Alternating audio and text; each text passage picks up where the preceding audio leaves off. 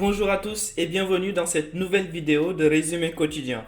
Grâce à vous, nous sommes actuellement 200 sur la chaîne en 2 semaines. C'est tout simplement incroyable. Merci à tous et bienvenue aux nouveaux arrivants. Aujourd'hui, nous allons parler de la crise du pétrole, d'une invasion de criquets en Afrique de l'Est, du coronavirus au Sénégal, du paiement sans contact, de l'adoption d'animaux en France et nous allons finir comme d'habitude par les actualités en bref au Canada, en Amérique, en France, en Indonésie et au Mali.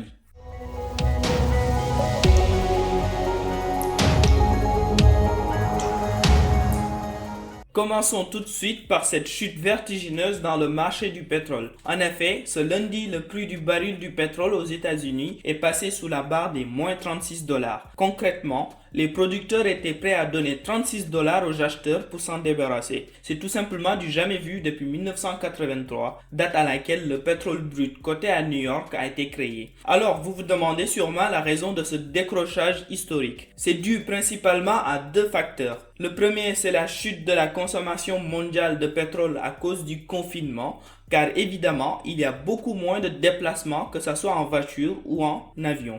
Ce qui fait que les producteurs ont beaucoup de mal à trouver des clients et ils se retrouvent avec beaucoup de pétrole sur les bras. La deuxième raison est une conséquence directe de la première, car elle est tout simplement liée à la saturation des capacités de stockage. Concrètement, les producteurs étaient arrivés à un tel point où, économiquement parlant, c'était plus rentable de payer des gens pour leur donner le pétrole que de le stocker.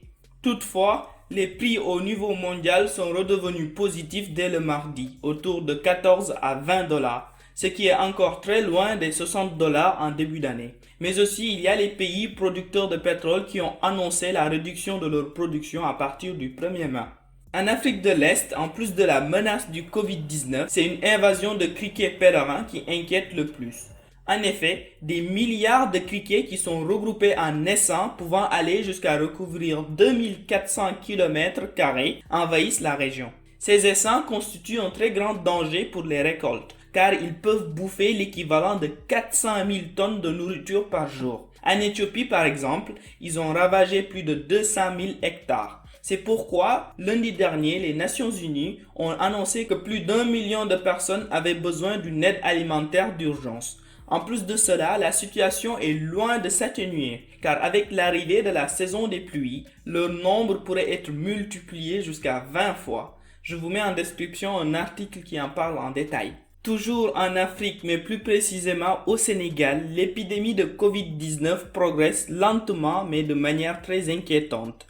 Car selon le bilan du jour du ministère de la Santé, il y a 479 cas, soit 37 de plus qu'hier et 6 décès. Toujours selon le ministre, l'urgence est aujourd'hui de maîtriser les transmissions communautaires. Pour ceux comme moi qui ne savaient pas avant le début de l'épidémie c'est quoi une transmission communautaire, je vous rassure tout de suite parce que vous n'êtes pas seul. Alors une transmission communautaire, d'après le professeur Daouda Ndiaye, qui est entre autres le chef du service de parasitologie et mycologie de l'université Cheikh Anta Diop de Dakar, une transmission communautaire est notée lorsqu'un cas au niveau de la communauté est confirmé alors que l'origine de la contamination n'est pas connue.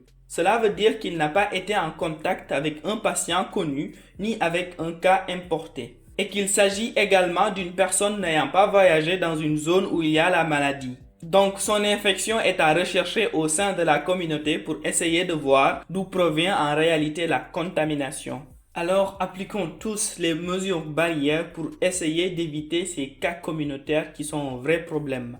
À Tambacounda, vu l'augmentation du nombre de cas, le gouverneur a décidé en accord avec le ministre de la Santé d'augmenter les tests sur les personnes qui étaient en contact avec les malades, au lieu d'attendre la manifestation des signes durant leur isolement. Passons maintenant à la France, où le ministre de l'Éducation a apporté quelques précisions en indiquant que les élèves de CP et CM2 reprendront dès le 11 mai, les 6e et les 3e le 18 mai, et les autres élèves à partir du 25 mai.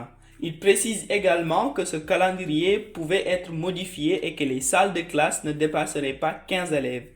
Toujours en France, les banques se préparent activement au déconfinement progressif.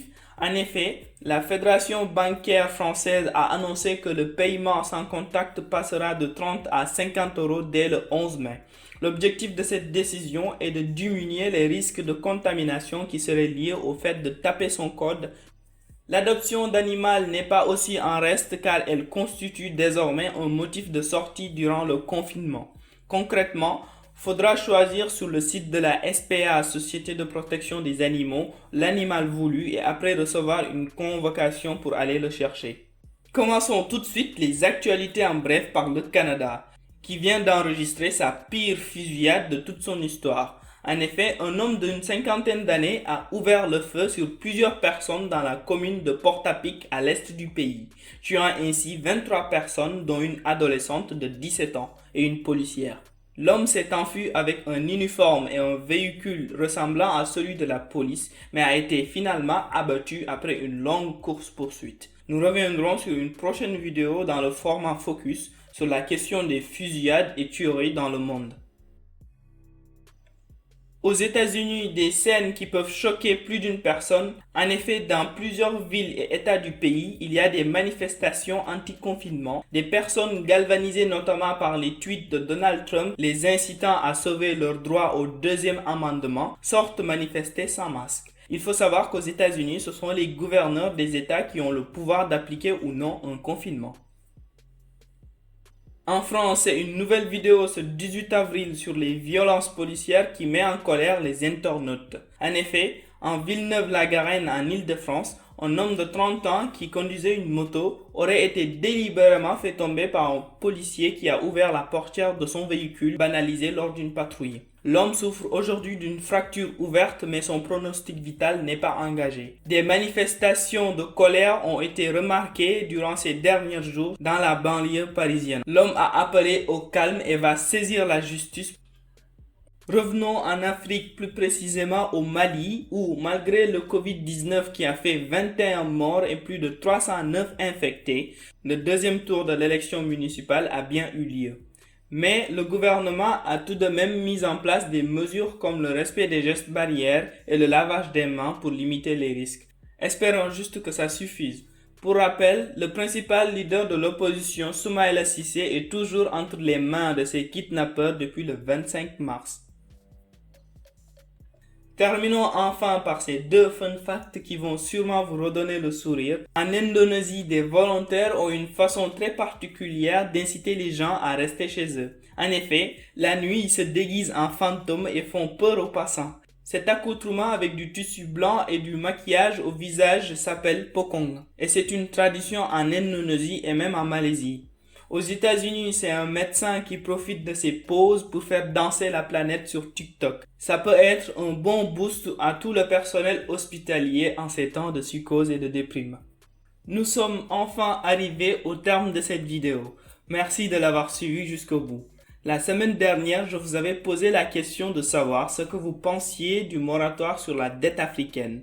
Voici les deux commentaires que nous avons sélectionnés, celui de Dialfal et celui de Kim Boy. Je remercie tous les autres participants à ce questionnaire.